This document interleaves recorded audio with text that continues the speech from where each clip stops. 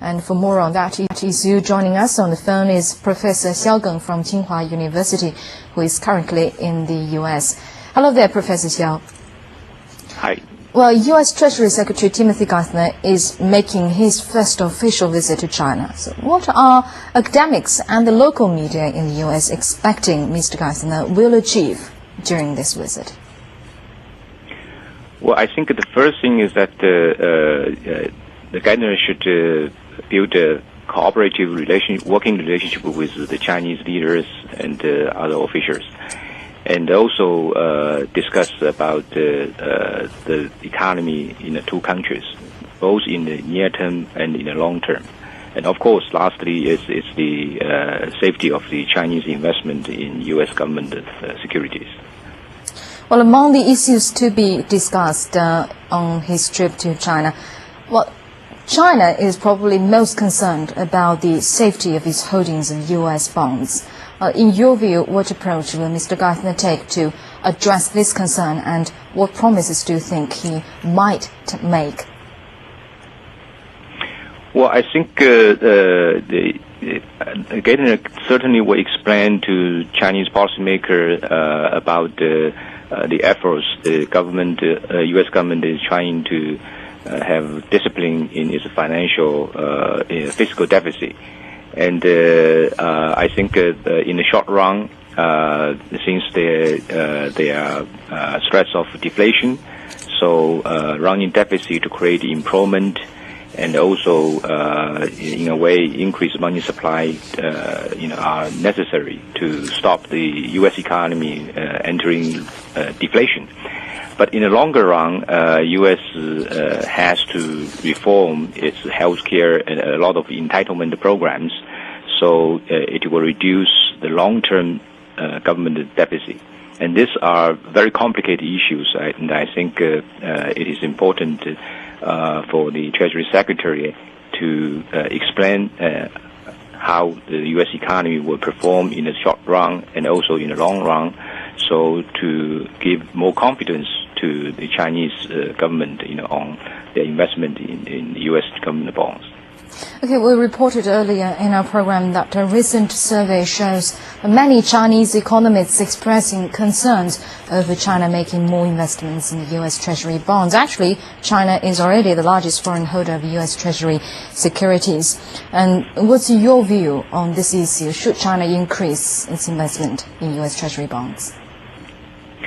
Well, if you look at the history, China's investment actually so far is actually better than any alternative investment. If you invest in stocks, we will lose quite more. And also, if we do not invest in U.S. securities, then we have to invest in other forms.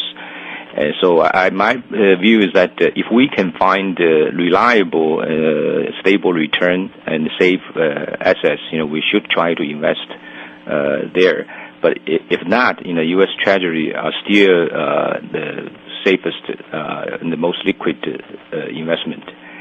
So this is actually an issue which I think both China and the United States should try to understand each other.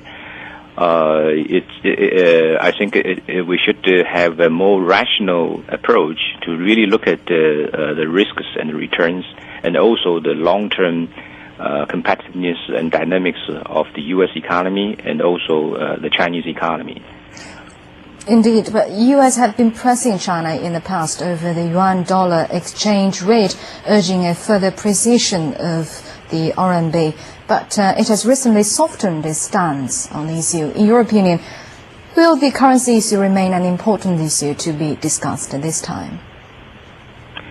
Well, I don't think so. I think apparently the U.S. has somehow softened their position. And right now they are talking about the real appreciation of Chinese currency, so which is very different from nominal appreciation. Real appreciation can happen when Chinese wages are rising, so I think this is not going to be high on the agenda for Secretary visit this time. I think the market has already built up the expectation that the U.S. dollar exchange rate will be quite stable for a while, because Chinese export sectors are actually right now suffering quite a lot. So that's probably unlikely China will appreciate its currency. Well, Geithner will reportedly try to persuade China to spend more. What efforts do you think both sides should make to achieve a more balanced world economy?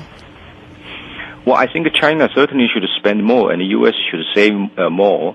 But I think more important is actually the efficiency of both investment and consumption in both countries.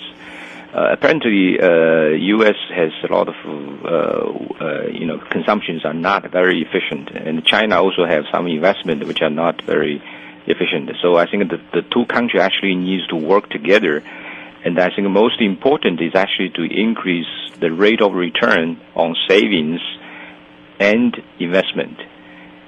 So some coordination in monetary policy to maintain a reasonable real interest rate, I think is very, very important to improve the efficiency and the productivity of both economies. Okay, thank you very much, Professor Xiao Geng from Tshinghua University, talking with us from Washington, D.C.